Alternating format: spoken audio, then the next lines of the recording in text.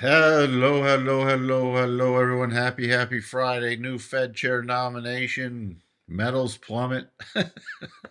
Good morning to you, Sterling, and thank you for welcoming everybody in here. Thank you for all you do, Sterling. Really appreciate it. We have Boston speaking. Sterling put the comments in. Uh, so Bostic sounds a little more hawkish this morning.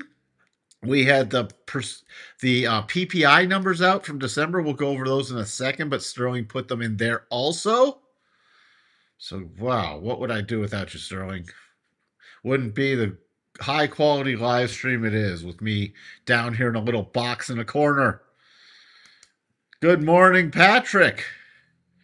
Good morning again. Thank you. I'm being completely serious. I could not do this without you, Sterling. Thank you so much for putting in all the information that it just would be too much for me to arrange all that before going live. What else do we have? We have Mark. How's it going again? He's gone. Full time trading for Mark. Happy Friday to you. Good morning, Zello. There's the nomination announcement. Apple was a beat yesterday. Starting also putting in the key earnings things. SanDisk beat stock up 22.84. Chevron was a beat. We had Exxon and Chevron reporting. Yogi, happy Friday to you. There's Exxon beat. They've already been. Don't be surprised. They've already been on a massive run. Take a look at the chart of Exxon. Already, there's another one. You want something else? Something you might want to consider shoving in your long-term portfolio? Verizon. Decent, even with this gap up. I mean, on any pullback, there's also double bottoms that might be confirmed and or triggered. So keep an eye on Verizon if you're looking for something that pays a dividend and you might want to shove into a longer-term portfolio. American Express. Where did that bug come from? American Express missed, beat, stock down. Well, there we go. Colgate Palmolive beat. There's a sexy stock for you, up 2.75%. Good morning, Balaji. Good morning, OD Green. Good morning, Anissa. Good morning, Jake. Good morning, Heinrich. Good morning, Tony. Good morning, Jacob. Hello, Charles. Good morning, Trump's worldview. It's destiny. Oh boy. Okay, holy. It's good to be watching the Mike Sterling bromance develop. Well, you gotta have something. You gotta have something. There, yep. And they just announced their share buyback 25 billion. Live cattle prices creeping up also. Again, record prices for ground beef in the USA. What are we going to do this summer to make our burgers? Oh boy. Are we going to have to go to fake meat? So, we had the PPIs coming out. Coming in at 0.5 versus consensus of 0.2 and prior 0.2. Year over year, 3.3. Big jump there. That's the core. The headline PPI coming in at 3 from 2.7. So PPI is saying inflation pressures aren't necessarily gone away yet. We have Chicago PMI, which will still be in contraction.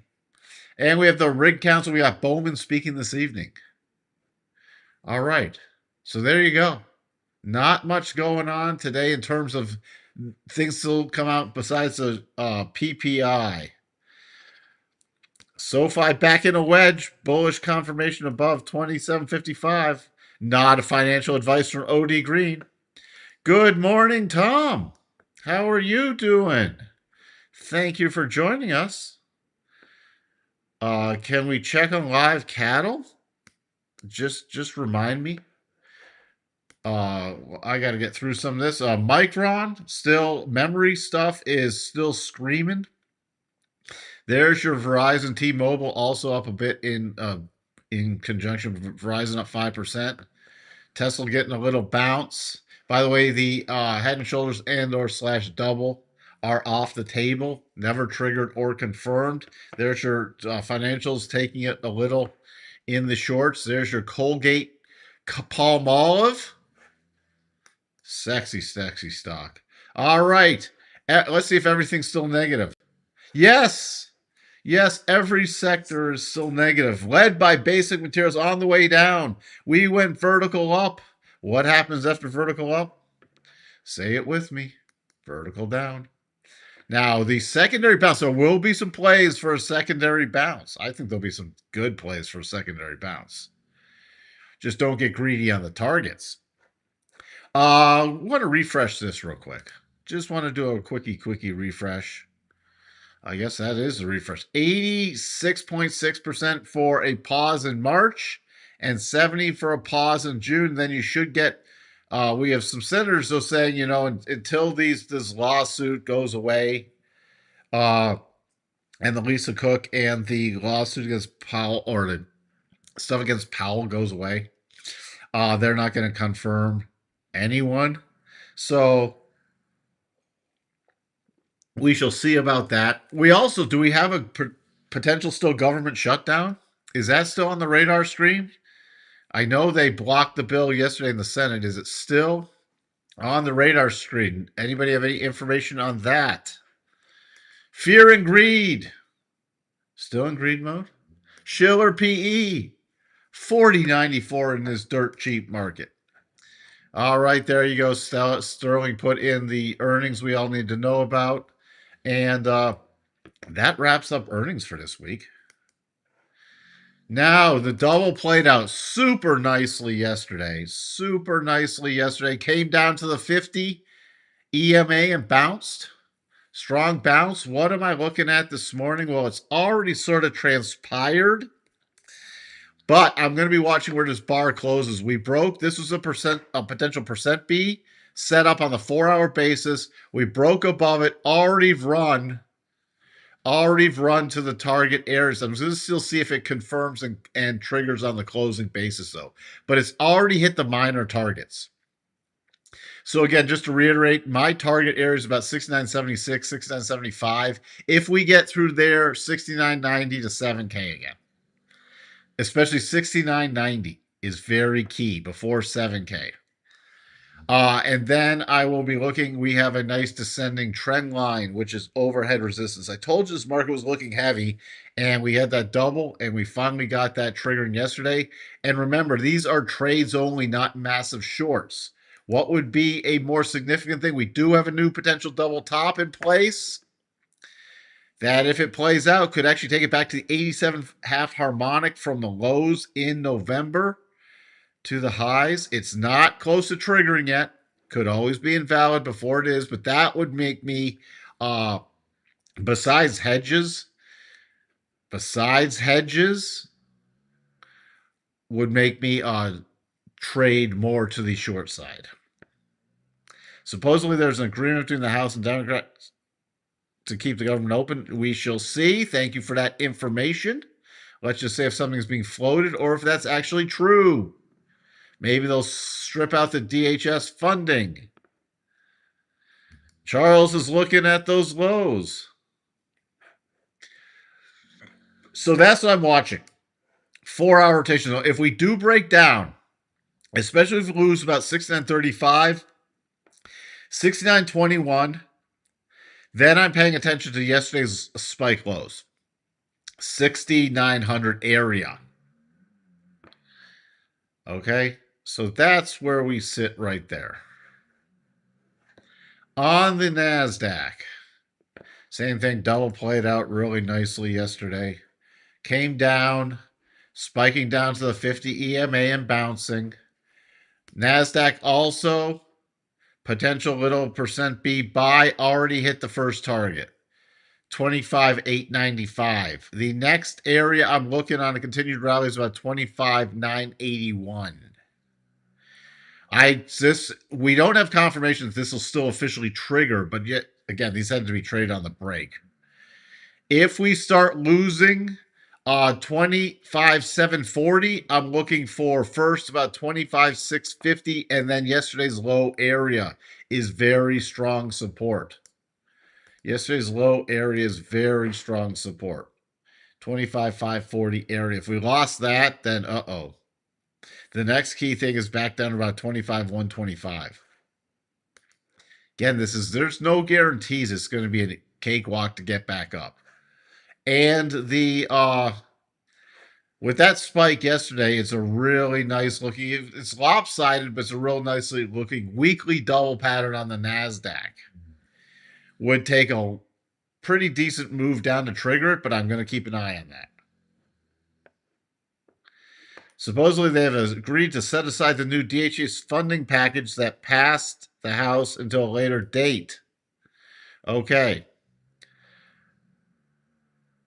So, let's see. They've set aside the DHS funding package. Very interesting. The Dow's been caught. I mean, look at where the Dow's been trading. Still trading in the same thing as the day before Christmas. It's I'm keeping an eye. We've already come down 48,700 is key support. Key resistance is about 49,100. Between that is just support resistance trades. The breakout to the upside would have to be above about 49,100 area. And the breakdown trade below is 48.7, but you got the 50 right there. We really ought to start getting momentum below the 50. And then you still have 48,335 as support. This is why I'm not, there's too much chop going on in the Dow for me to be interested in it right now. The Russell confirming, and today looks like the day's not over yet. Today looks like it's going to officially trigger the upward sloping head and shoulders top. I'm really focused on this first target, 2,600 area, if that triggers. Now, we are getting close to oversold with cycles at the bottom, so that'll be interesting, but that's what I'm looking at right there. The VIX, little reversal after the spike up yesterday and then a gap up today. So let's just see if, again, if we get more announcements that there's no government shutdown and everything else, maybe it could try to pump these. Maybe we'll get those 4-hour percent beat buys to officially trigger, and we might get a little fall through the upside. I'm going to be keeping an eye on the VIX to see if it starts really dropping back to the 17 area. The DAXI sell off yesterday. This is not a double. Still looking for the DAX to break yesterday's lows and reconnect with the 200. 10-year yield, nothing much to talk about. Not officially in double top territory. Nothing new to talk about there. Crude, I'm paying attention to this to see if this gets up above 65.77 to put it in potential double top territory. That's the only thing. That's from a trailing level on crude. Other than that, not yet hit the 75% harmonic. What else? We got natty gas. Natty gas. Still, it's very sloppy, but it still qualifies as a potential. Oh, we had the roll. Sorry. Hold on. I got to get to the right contract then on the natty gas. Here we go. It was a roll. And here you go. The double on the roll. The double on the roll. Sorry, I had a brain fart there. Brain fart for Mike. Double on the roll is still technically on the table. So on the roll contract, which is March, we're looking at if it drops below here, the low of 357, then we have the double top trigger. Other than that, there's still a gap fill. If this continues higher, there's still a gap fill to 4.23. Gold finally returning to the daily rotation zone. Keep in mind, we could still get a secondary reaction here, but not anywhere near the weekly rotation zone. We can still get back to 4,600 area. Now, everybody knows how I look at bounce plays. So we can watch 4-hour percent beat buys, and then once we have one, I'm going to be looking for that 50 to 62.5 to see how it reacts there on a bounce play. That's the first area to at least aggressively raise a stop. For longer term people who know exactly what I'm talking about. There's your silver. That nice little harmonics right there. Now we have a good pausing bar. Now, there we go. All right, approaching the bottom of the daily rotation zone. 93.40 area. Same thing. We'll be looking for a percent B bar here, and then I'll draw the harmonics if it once it triggers, and look between the 50 and the 62.5 for the secondary reaction. But it's not just a buy because it approaches. I need some kind of trigger, and if it's not a percent B buy, it could be a double bottom. But I'm looking initially for a percent B buys, and not saying that we have to go to new highs. You generally get a secondary reaction on a vertical down because you have people who still are going to jump in. Now, some of the secondary reactions do go to new highs. That's why we're going to be monitoring that. However,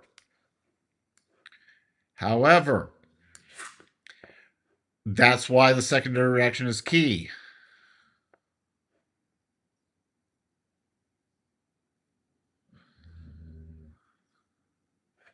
What else? Copper, reversal to the prior breakout zone. Reversal to the prior breakout zone. Also selling pressure. Platinum, big drop in platinum. Back even to the 50-day EMA. Going to be looking for another secondary thing in there. Dollar index. Watch where it closes today. If it closes above the key support level, especially with Kevin Walsh being nominated. Now, would I do anything? No, but next week we might have a percent B buy bar for a bounce. So I'm paying attention, very close attention to this week's high. And if this could be a short-term bottoming candle after a bunch of people got short and it was looking bearish. We got off the first harmonic. Now, if we close back below support, I'll be looking for rollover plays. If we close back above support, I'll be looking for the potential percent B buy bounce play. Euro, there's your spike up there in the euro. And the key drop, but a euro has to get below 118 at least. Let me get through something else. Spiders, the spidey senses. Again, if we rally today, if you can watch the futures, key off the futures for the percent B buy for anything bullish. Bullish would be to the gap fill 694.04 if it really got a rally on. Other than that, if you start breaking below about 689.80, I'm looking for the breakdown closer to yesterday's low, which did fill the gap.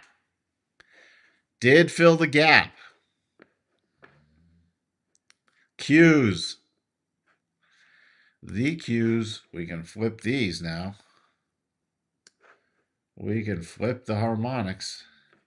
Gap down. We filled a couple gaps, hit down right to that 50 EMA and bouncing. But 627.10 is key resistance area. If you got a stronger rally, the gap fill would be to 629.43. If it starts dropping below 622.65, I'm watching for a retest of the low area from yesterday. IWM, again, futures look like they're going to confirm today unless we get a stronger rally. You have it our trigger officially. You have the same head and shoulders top, upward sloping neckline that was confirmed yesterday. Looks like it's going to be triggered today. If I could click on the right thing, there we go. Could easily take us back to 50 EMA on the IWM. Gap down, so if it does rally, the first thing would be if it can get a rally on the gap fill. Okay, what do I have to get back into? We had what do we want? Live. Oh, I got to do Bitcoin too. Live cattle. Live cattle. Oh, I used to look at live cattle a lot. I just don't look at again. What was the statement on live cattle? Can we check live cattle? I drew a weekly bottom on the 27th of June, 20 weekly, but 2 bars away from being invalidated.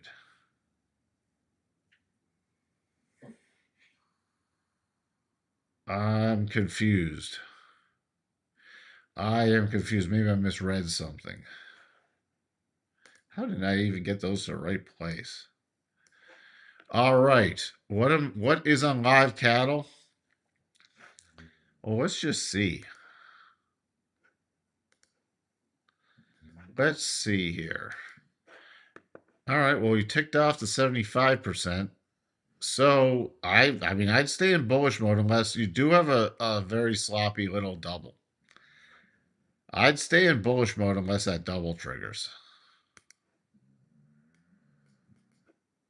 And I can't even draw it. So there we go. It's time for me to retire. Other than that, I'd keep staying in bullish mode in the short term unless that double triggers. Look at that resistance at the 62.5. It actually went straight through to 75. If it turns back up, that 242.80 is a very key price. Now, is that a massive double? Let me see here. That would be a massive potential double top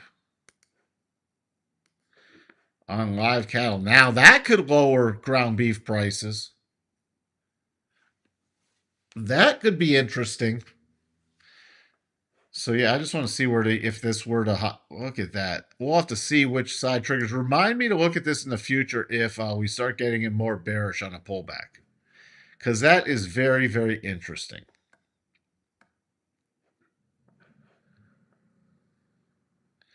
What is this? Who knew winter gloves had so many germs and viruses inside? What are you talking about? Well, there's our weekly chart.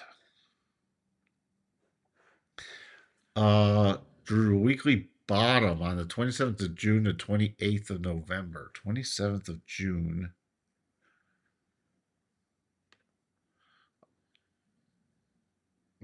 I'm still not to the 28th of November. That's right there. You drew a weekly bottom.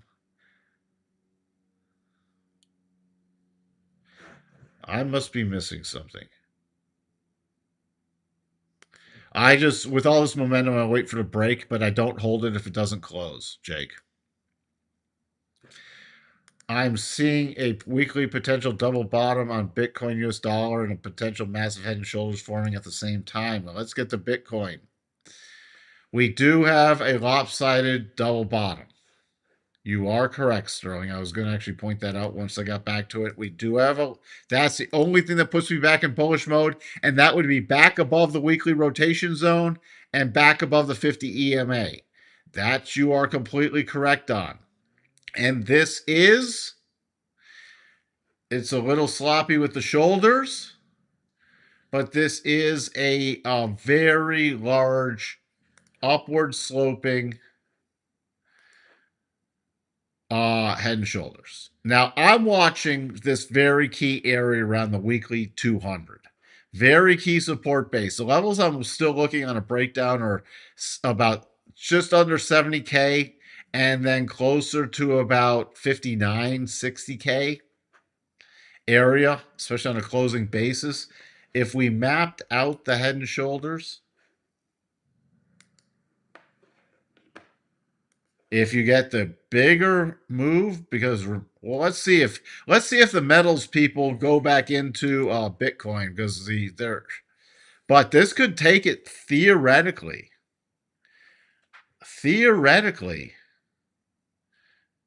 way lower.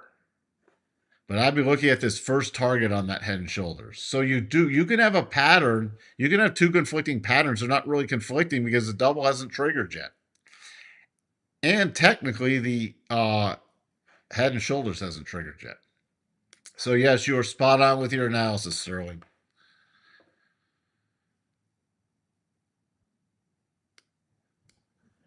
Take a look at the weekly chart for a Colgate Palmolive. Yeah, this is, what do you want? What would you place your harmonic retracements? I see three potentials. Where would I do it? The initial one, the initial harmonics I'd use. Come on. Oh, it's a Friday. Those would be the initial ones I'd use, and these would be the secondary ones I'd use.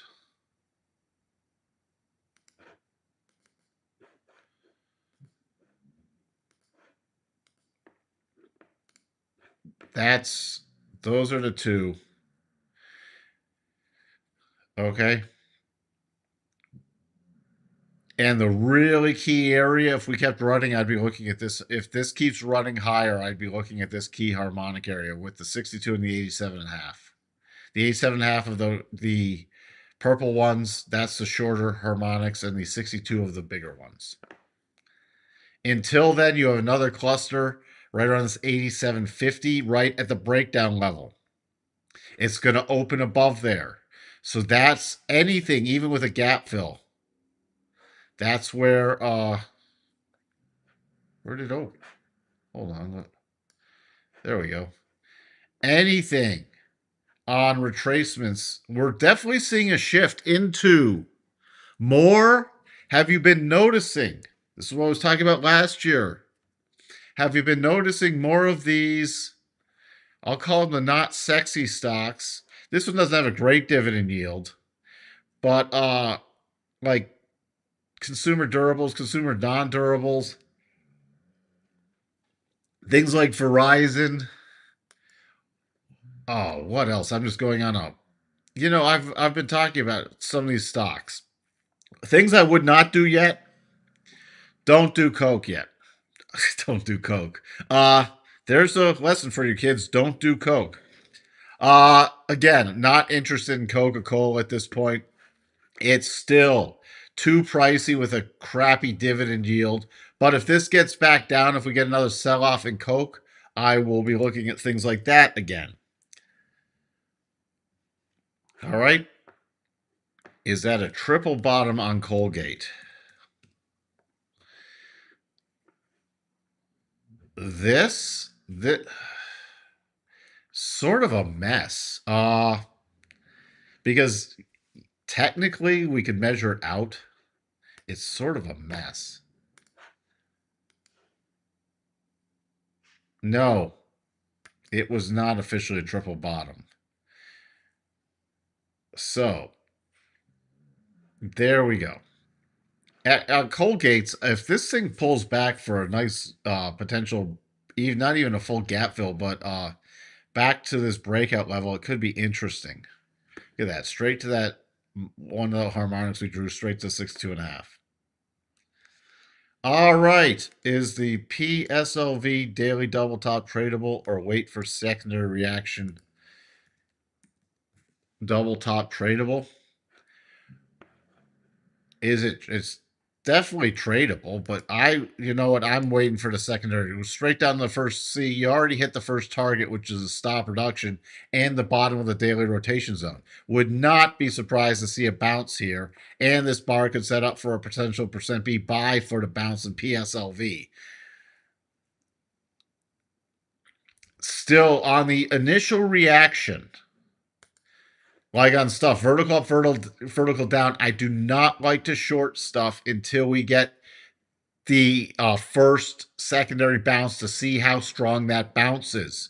Remember, at one point, remember, we had this, and then we still rotated back up. Now, it didn't go as vertical as this one, but this is where this one was a sideways correction. I want to see what kind of bounce we're going to get because you still get lunatics rushing into this. Man, I was seeing, again, $500 silver. Okay, I guess it could theoretically happen, but geez, probably not going to happen. So, if you want to see it, yes, SanDisk.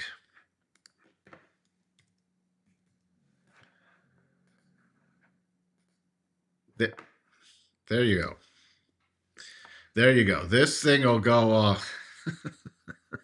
This is going to be a wonderful short at some point. This is going to be an insane short. I don't even know what to say.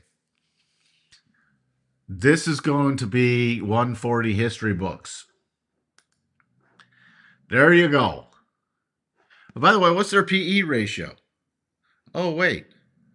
They don't have one.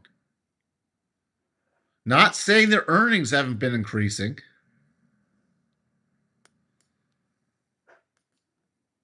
But this, you watch. This will be another one. This will be another one to keep an eye on. This is probably the exhaustion gap. I am betting this is an exhaustion gap. So there we go. All right, with that, let's just peek at the futures. The futures. Again, looks like that percent B is definitely going to trigger. So again, it's already hit the first target. The next target, 69.90. Then you can go to that 7,000. And then if it rallies above there, if we have a really strong bounce back day, 70.22. If it starts dropping now, if we lose some momentum, we do. Is that a little minor double top? Is it?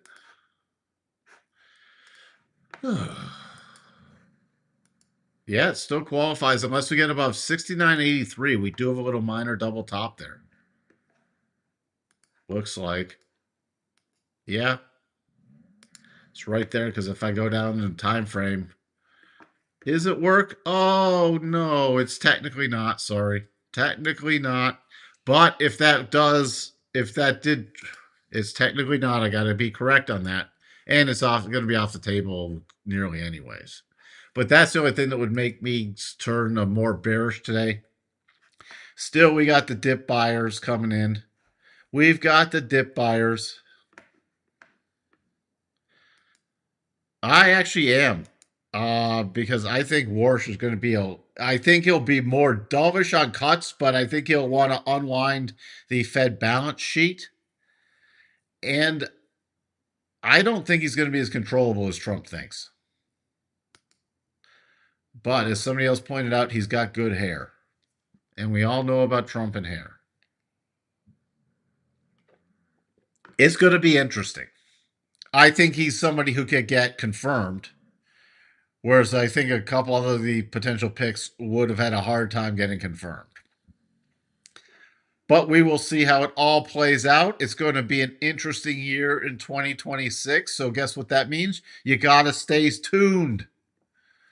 You got to stay tuned for when I retire and Sterling takes the channel over. With that, I shall talk to everyone later. Have a wonderful, wonderful Friday and a wonderful, wonderful weekend. Stay warm, stay healthy, and I'll see you all next week. Bye for now.